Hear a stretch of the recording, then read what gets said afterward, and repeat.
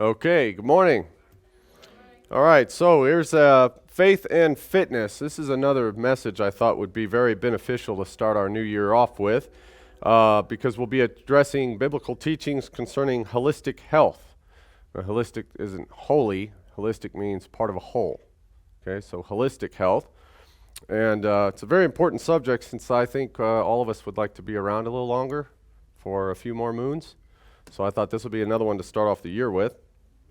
And not to mention, God made sure that the word He gave us contains many timeless principles for health and wellness, which in turn keeps us in top shape so that we're able to carry out our divine work, which is spreading the kingdom gospel and progressing the kingdom upon the earth. And of course, today we'll be looking at principles of dietary practices, physical activity, rest, mental health, and community relationships. Now, this sermon was a bit on the long side, so this is actually the first part of it. We'll get to the last part of it next week. So we're not going to be covering all those things this morning. The Bible is not just a book about spiritual nourishment. It's also our ultimate health manual. It's really what it is. So I've already given lengthy, detailed sermons on a few of these, so we'll not be getting into in depth in a lot of these subjects. But the dietary laws, I gave a sermon on very in depth, January 2023, so 2 years ago. So if you want, you can look that up to follow up with this one. We didn't back then have our TV or anything like that, so it's a little dated. But we'll go over a few key points of that this morning. So we'll look at, if you read these here, Leviticus chapter 11, verses 1 through 47. We'll not be going through those this morning. But you can read these verses and find out the laws concerning clean and unclean foods. And keep in mind, any unclean food is utterly forbidden and therefore inedible for Christians to eat. Even if it's a common menu item you find other places or you see that other people eat it, such as pork comes to mind, it's inedible. It's unclean. Why? Well, according to Leviticus 11:45, "For I am the Lord that bringeth you up out of the land of Egypt to be your God. Ye shall therefore be holy, for I am holy." That's why the law is given to Israel. And you see, this would be something to do with a covenant. You see, so keep that in mind, all right? So holy or set apart, right? Set aside. Remember, this is part of covenant law given to Israel. And for others, non-Israelites, who claim Christianity, the Bible is very clear. One law for all in the land, right? Okay. Leviticus 3, verse 17, "It shall be a perpetual statute for your generations throughout all your dwellings that ye eat neither fat nor blood." We've gone over this before. But in order to understand that verse, I did give a sermon just about this, fat and blood, actually back in February of 2023, because it had been a question after the food laws sermon I had given. So February 2023, I did that one. It was actually called Sanguine Steaks and Corpulent Comestibles. That's what that is, so fat and blood. And very quickly, we'll just go over, restate a few things, all right? So to understand this verse, we must understand its context. This fat or blood, it's actually a big issue. A lot of people want to know, hey, Reed, can I have rare steaks? Can I have steaks with marbling? Right? People want to know.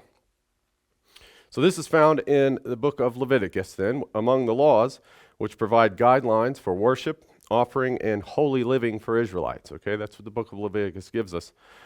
So what is fat? What is fat? Well, in this context, it refers to the best or choicest parts of the animal. Okay, the richest parts. Specifically the fatty portions surrounding the internal organs like the kidneys or liver. So these parts of the animal were considered the richest and most valuable, all right? Now we know that the fat was reserved for God in sacrificial offerings, right?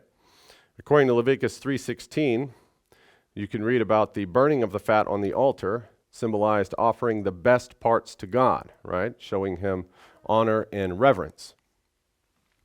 So this practice also separated Israel from neighboring cultures, because remember, Israel was holy or set apart, and the neighboring cultures did not do this. The best parts went to God first, all right? Now, what about blood? As Leviticus 17:11 explains, you look that up, it says, "The life is in the blood," right? We know that verse, which illustrates to us the sacredness of blood. That's why blood was used in sacrifices in order to make atonement for sin. All right, and of course, the prohibition of eating blood emphasizes the sanctity of life and its unique role in the blood atonement. Okay, so that's another reason for this. Practically avoiding blood has health benefits as well, because blood's known to carry diseases. All right. So the application of this law shows us that the best was dedicated to God, and by not consuming the fat, the Israelites acknowledged it, you see? And of course, the blood reminded them of the sacred of life and God's provision for atonement. Now, if you read 1 Samuel chapter 2, verses 12 through 36, you'll find that Eli, the high priest, had two sons. What are their names? Phinehas and Hophni, very good, who ate the fat, right? Which of course was forbidden. Now they ate what belonged to God, and then gave God the leftovers, right? And if you know the story, a judgment was announced upon both of them that they would both die on the same day, which they did. They both died on the same day after a battle with the Philistines, okay? So it's not that they ate fat, it's that they ate God's portion, okay, as high priest. And you remember, they even went into tents and told people, if you don't give us the choicest parts of the meat, we will take it by force. So even the people knew that they were not to be eating that part that belonged to God. Now, just because the Levitical priesthood has ended and the ceremonial and blood ordinance portion of the law were fulfilled in Christ, that doesn't mean that we don't have anything to gain from this verse, okay? I know this is in Leviticus. As with the fat, we offer our best resources to God first. Okay, there's our takeaway. And we never give him the leftovers. Okay, and of course you're thinking tithes and offerings, right? All right. Of course, giving God the leftovers out of your paycheck or whatever is a surefire way to receive curses, not blessings. And if you understand the laws concerning tithes and offering, this is all in line with it then, correct? All right, you also recognize the sacred of life in the ultimate sacrifice of Jesus, whose blood was poured out for the forgiveness of sins, according to Hebrews 9:22, right? So that's another, blood is sacred. Now, this verse here does not outlaw rare steaks or fatty foods like milk or butter, okay? As a matter of fact, the promised land was what? Land of milk and honey, so milk's just fine. I've actually seen it used in this fashion. I've seen this used to outlaw rare steaks. So you have to cook them to a crisp or you're breaking Levitical law. Rare or mid steaks are not actually bloody at all. Okay? It's a very common misconception. So don't be taken in. What often looks like blood in raw meat is a protein-rich liquid called myoglobin. All right? Blood is found in the veins and arteries, not in muscle tissue itself. And it's there that myoglobin is found, where it stores oxygen for the muscle cells. If you guys understand working out, you understand lipid acids and things like that. Myoglobin, very important, which is why iron is very important for your muscles. When the meat is cut, myoglobin, which contains iron, mixes with water and oxygen, and that binds to those atoms, giving it its red color. Okay? When cooked, the meat turns brown as the myoglobin loses oxygen. That's actually called being denatured by heat. Okay, so rare steaks aren't bloody, it's myoglobin. Like I said, don't be led astray by erroneous doctrines coming from this one verse. Rare steaks are fine. Marbled steaks are fine. Hamburger meat, 80-20, fine, provided the fat's clean animals it's been blended with. All right, next. Here I've compared these two for you. So here we have Leviticus 11, verses 1 through 47, and then Deuteronomy 14, verses 3 through 21. Okay, these both contain Bible dietary food laws, restrictions, okay, guidelines for distinguishing between clean and unclean animals. But these aren't just repeats, they actually serve distinct purposes, all right? So we'll go over the differences and similarities of these two passages first. We'll see how they're similar, okay? Like I said, both instruct the Israelites on dietary laws and distinguish between clean and unclean animals, and they both emphasize that this dietary law and the restrictions therein are as a part of holiness for Israel to be set apart. And of course, they emphasize obedience to God in that manner, you see. Both list animals deemed fit or clean to eat and unclean or forbidden to eat. The list includes land animals, sea animals, birds, and insects. So that's how they're similar, okay? The differences, first of all, the overall context of these passages do differ. Leviticus 11, like I said, found in Leviticus, is primary primarily a set of guidelines concerning priestly instructions for maintaining purity, right? As such, Leviticus 11 contains more details about the ritual and practical implications of touching or eating unclean animals, okay, for ritualistic purity. That's where that focus is a lot. Now, Deuteronomy 14 was given to the Israelites by Moses. He was speaking to them in this chapter as a matter of a farewell address, really, as they're about to enter into the promised land.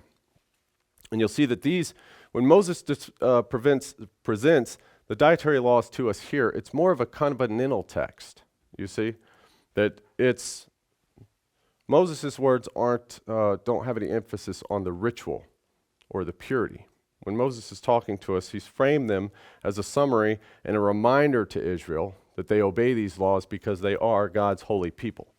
You see, so there's more of a covenant context there in Deuteronomy 14. And also, Deuteronomy 14, verse 21, also explicitly forbids the eating of animals that die naturally. Okay, you guys know that verse? Animal that dies of itself, right? But that verse in Deuteronomy 14:21 also allows the giving or selling of such animals to non-Israelites. Does it not? You know that verse? Okay. And this little detail is absent in Leviticus 11. So that's a difference there. So theologically, the primary difference between these two passages is that Leviticus 11 stresses the connection between cleanliness and approaching God in worship and ritual purity. And Deuteronomy 14 emphasizes the Israelites' identity as a holy and chosen people, in effect linking the dietary laws with covenantal faithfulness. You see how that works? All right. Now, both do underline the importance of holiness and obedience in maintaining a relationship to God by following these laws. So they do both stress that to Israelites. Now, let's look at that verse I was talking about. Deuteronomy 14, verse 21. Ye shall not eat of anything that dies of itself. Thou shalt give it unto the stranger that is in thy gates. So in other words, someone that's living among you, right? That he may eat it, or thou may sell it unto an alien, for thou art an holy people unto the Lord thy God. And you'll see I left out the last part of that verse. You shall not seethe the calf in its mother's milk. That's the last part of that verse. We left that out for now because as I explain this verse, this last part will make a whole lot of sense. It seems to be out of place, does it not? Okay, all right. So, here's a few reasons for this command here. When an animal was killed or prepared for eating, the blood was properly drained, which meant it was then fit to eat, correct?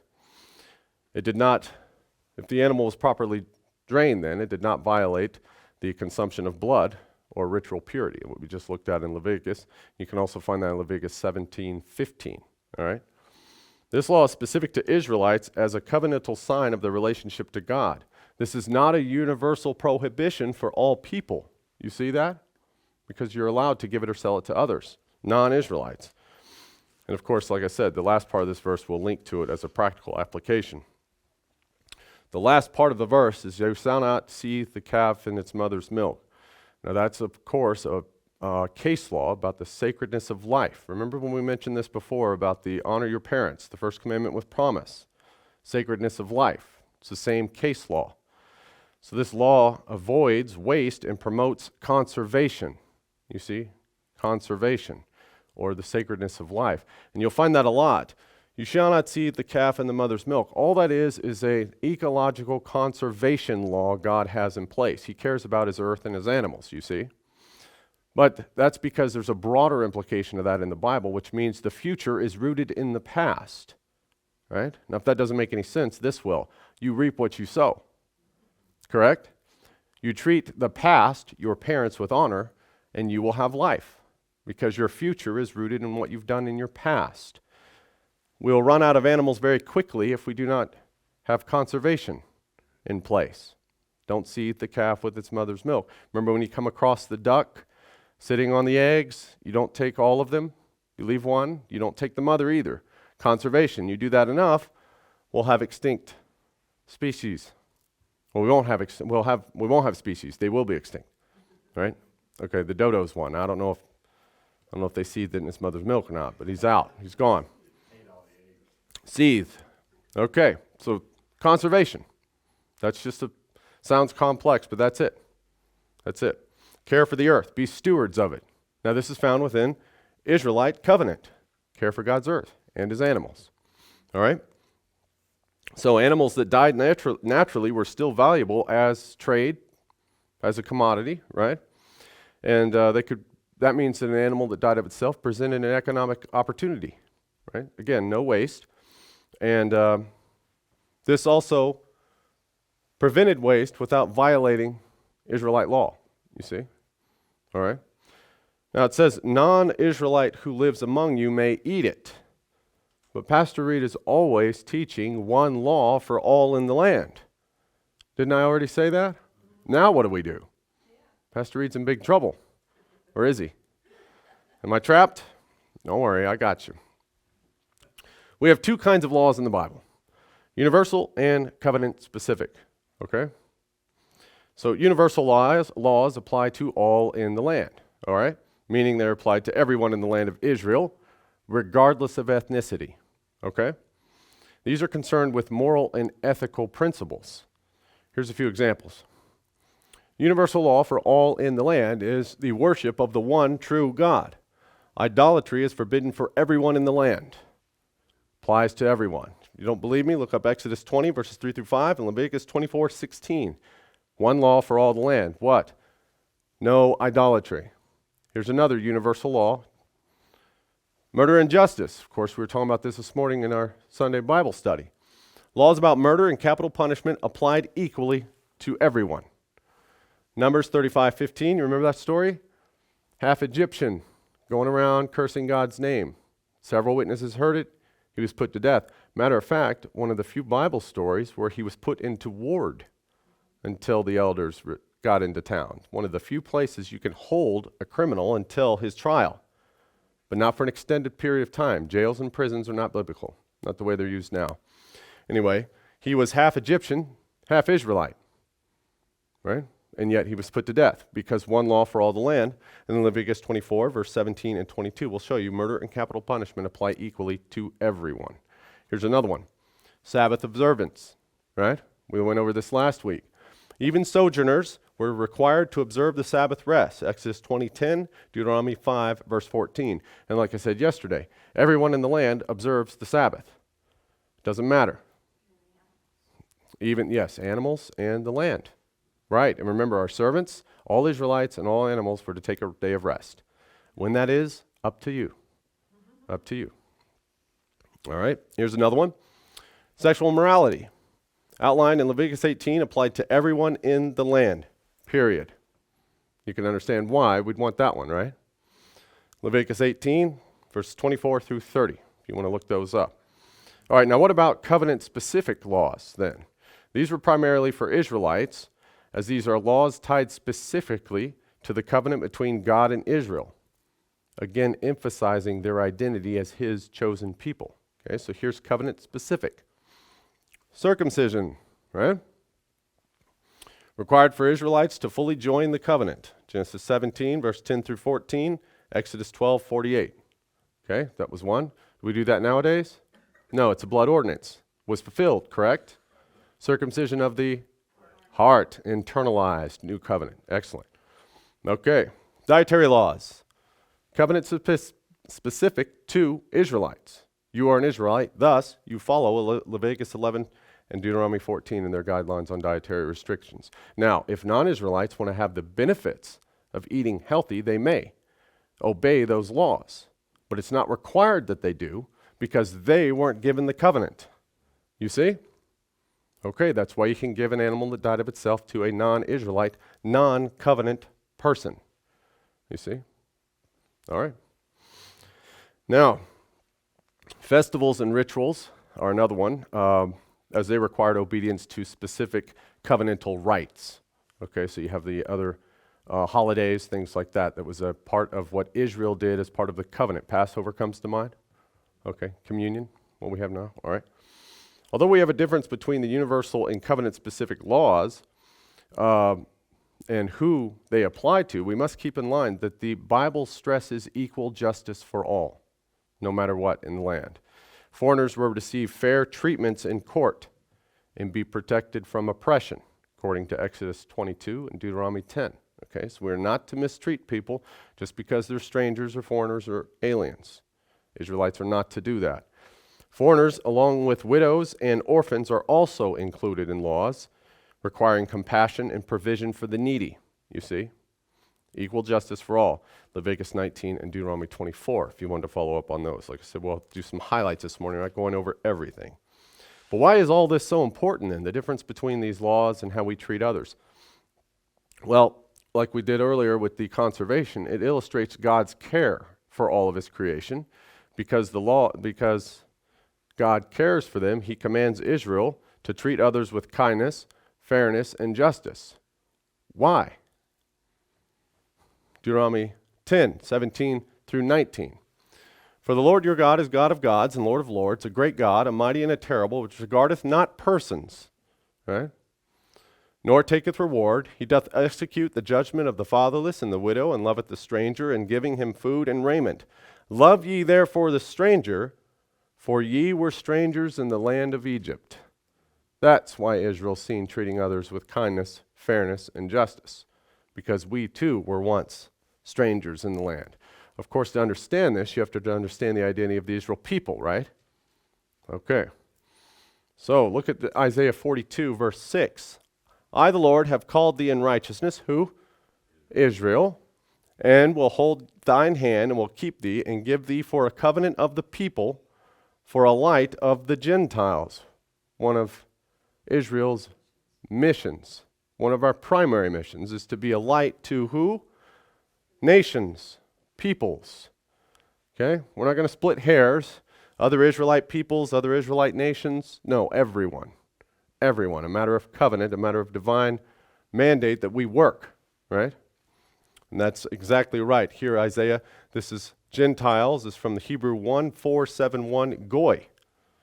Other people, other nations. So you see here, he's given these laws as a matter of covenant to Israel, who will keep them.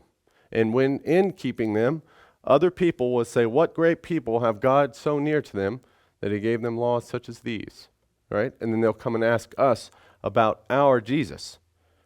We have to be Israelites keeping the covenant laws for people to observe, right? Doing the right thing. So in other words, what am I always preaching?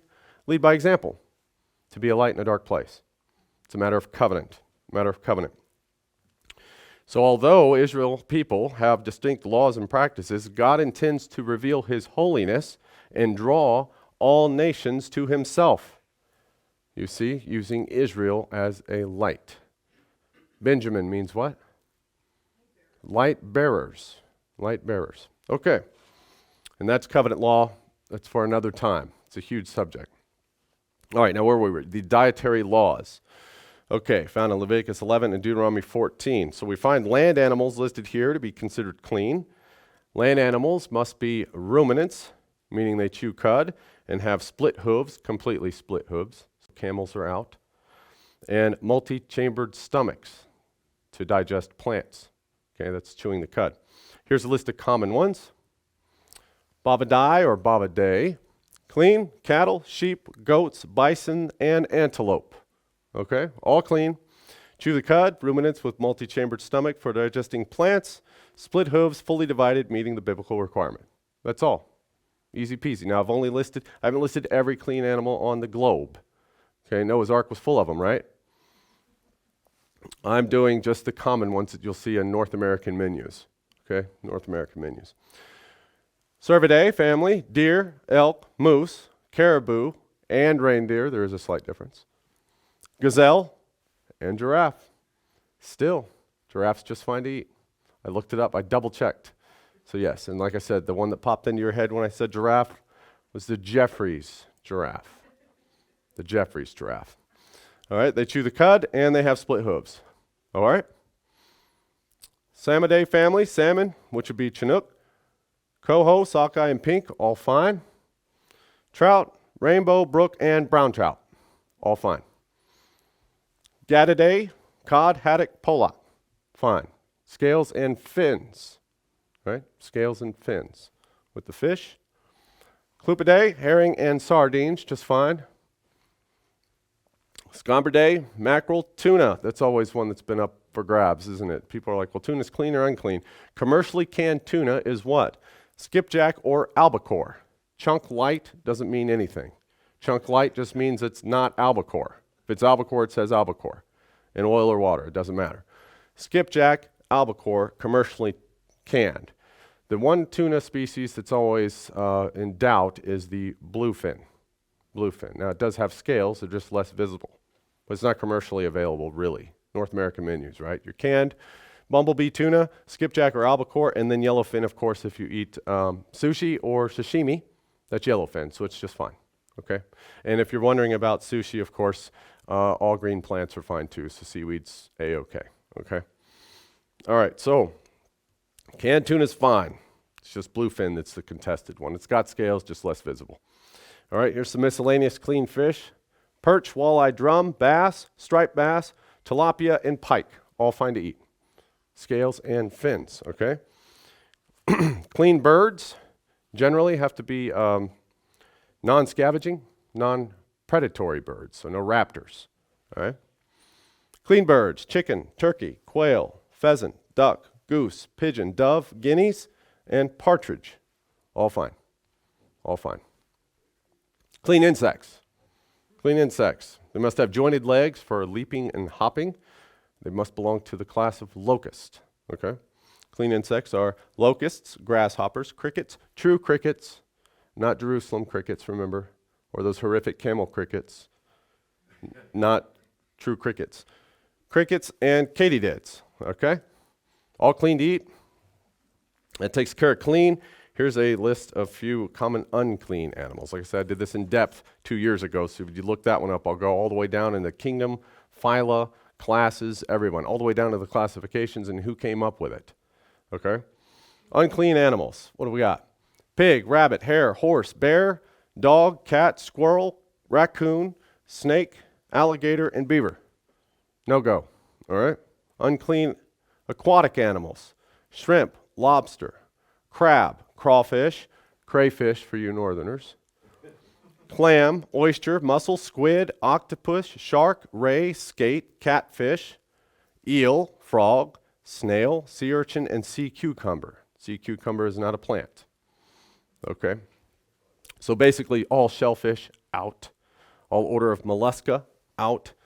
I know technically snails aren't aquatic animals, but you do have some. So no escargot, no frog legs, no catfish fries, and everything else, okay? Easy, easy. Those, like I said, are common. What about plants? Genesis 1, verse 29, and God said, behold, I have given you every herb bearing seed, which is upon the face of the earth, and every tree in which is the fruit of a tree yielding seed, to you it shall be for meat, or for food, for good food, for wholesome food, part of holistic health. All right. The Bible does not prohibit the eating of fruits or plants, okay? But didn't I say last week there was a dispute about oranges and hybrids, right? And that started this big fight, which I'd heard about. Oranges are perfectly fine, okay? They're natural hybrids, meaning that they came about without intentional human intervention, okay? So oranges are fine. If you outlaw them, you also have to outlaw grapefruits, tangelos, loganberry, pineapples, bananas, which bananas can technically be an herb, if you think about it, boysenberry, and key limes, all natural hybrids. So if you outlaw oranges, take them all out. And I don't know if people who won't drink orange juice stop eating bananas or grapefruits. Those are considered natural hybrids. They're perfectly fine to eat. The Bible does not outlaw these as they arise naturally and bear seeds, which oranges do bear seeds, do they not? Okay, they're fine. Seedless grapes, I've heard those be a part of contention. They're A-okay also, as they are a natural result of genetic mutations or selective breeding. They are not inherently unnatural, as some occur without human intervention once again. Seedless grapes are not singled out in the Bible or even mentioned as clean or unclean, so they're perfectly fine. Mushrooms.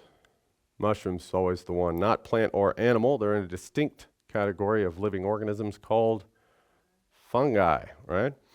There are no prohibitions concerning mushrooms, suggesting to me personally that they're permissible.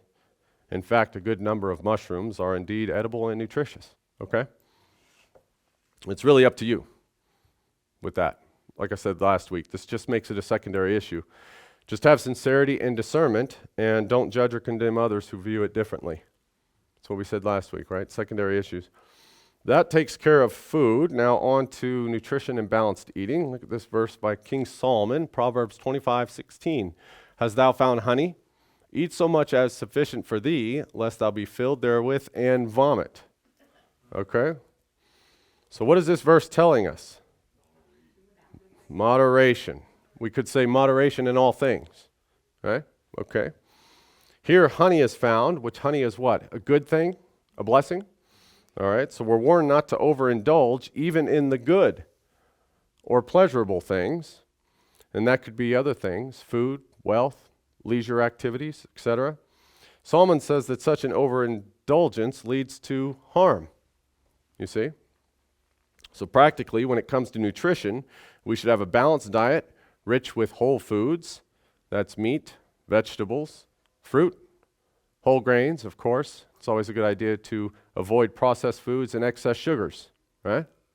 Okay? Of course, we know a good diet like this reduces the risks of heart disease, diabetes, and obesity. Just good practice. Just smart, actually. So when it comes to alcohol, it's always a big one. The Bible does not outlaw it, meaning it's not a sin to consume it, even though there's people out there that preach that as a means of attaining salvation. All right, alcohol is always a big one. There's nothing wrong with it. Galatians 5, verse 22 through 23. But the fruit of the Spirit is love, joy, peace, long-suffering, gentleness, goodness, faith, meekness, temperance. Against such there is no law. All right. The word temperance is what? Greek number 1466 in kratia, from the root kratos, meaning strength or power. And kratia means self-mastery, self-restraint, self-control, or continence, right? So here we see that a fruit of the Spirit is self-control. Now, if we put Paul and Solomon together, we'll see that we are not to overindulge, but show self-control as Christians, right? Okay. And of course, we can use this in many broad applications to many areas of our life. Self-control, right? Food, avoid gluttony. Alcohol, avoid drunkenness. Excessively pursuing wealth or success, right? Relationships, which can become a strain. And pleasure or entertainment, too much of which can be a distraction and lead to the neglect of responsibilities, you see. So self-control is what we're talking about as far as a balanced biblical wellness. So the wisdom of Solomon here is teaching us balance, self-discipline, and awareness of the consequences for excess, right? We should have a healthy approach to enjoying life and its blessings without becoming enslaved to them. You see? Very wise. Now, the concept of moderation and self-discipline is a personal matter, and it's something that cannot be measured universally. That's because everyone has unique physical and emotional needs, and no one here is made exactly the same, right? Not even twins. So all of us have differing physical constitutions, metabolisms, health needs, emotional resilience, and tastes or preferences. All right, so what's that mean? Well, one person might need more calories due to a job or workout routine or a physically demanding job, while others can thrive on fewer. Okay? So like I said, no way to universally measure what your self-discipline, what moderation looks like. What feels overwhelming for one might be manageable to another. So you'll find this when you look at the differences between introverts and extroverts. So there's differences. Moderation and self-discipline vary based on priorities and goals. One person might restrict screen time in order to prioritize family time, while someone else might prioritize screen time for studying or work, you see. Past experiences, personal upbringing, also shape what could be considered too much or considered what's enough. For example, someone who's recovered or is recovering from an addiction may need stricter boundaries than someone who's never struggled with it. Okay? People also have different perceptions of enjoyment, or in other words, at what point is something gone from enjoyable to excessive? For one person, 2 hours of video gaming is fun and it's a break, and for another it might be excessive and disruptive. You see, unless you've done a COD marathon, right? Nobody's played till the sun comes up, have they? No? Right, yeah. Right. Also, we have different tolerance levels, right? Different tolerance levels for certain behaviors and substances. Some can drink moderate amounts of alcohol with no issues, while others can have a small amount only, or they have to avoid it entirely. Again, it's your choice for personal and health reasons, you see? And some can maintain discipline while juggling multiple responsibilities, whereas others may need stricter routines to stay focused. You see, we're all made differently. What moderation looks like to you is different from what moderation may look like to you, you see? Solomon here in Proverbs 25:16 highlights moderation, you see, but he does not prescribe a fixed measure, leaving room for individual discernment. You see, just like last week. That's what we're talking about. As Christian adults, then, we must weigh our actions against personal contexts and consequences, because it's going to be different for everyone. Self-discipline is very important. It's a personal journey, shaped by individual values, circumstances, and life experience. So I encourage you, when you talk about your own moderation, to find out exactly what leads you to a sense of wellness and values and well-being. So that's up to you, really. Like I said last week, these are secondary issues. So which means they're not areas where there's no clear or explicit guidelines governing them, right? Therefore, these areas are a matter of your own personal discernment, and that's why you use that while using the guidance of the Scripture and the Holy Spirit. It's up to you personally. The choice is yours. Now, when I say secondary issue, it doesn't mean it's not important. It doesn't mean it's not without merit or not worth discussing or bringing up or finding out more about it, right? Secondary issues, if we use our own personal discernment, the Scriptures and the Holy Spirit, to find out our own boundaries and what moderation is and what a secondary issue is, we can avoid unnecessary divisions over disputable matters, you see? Here's a quick list of some secondary issues, all right? Just a quick list of secondary issues that I personally have seen had arguments or disputes erupt in church among Christians, okay?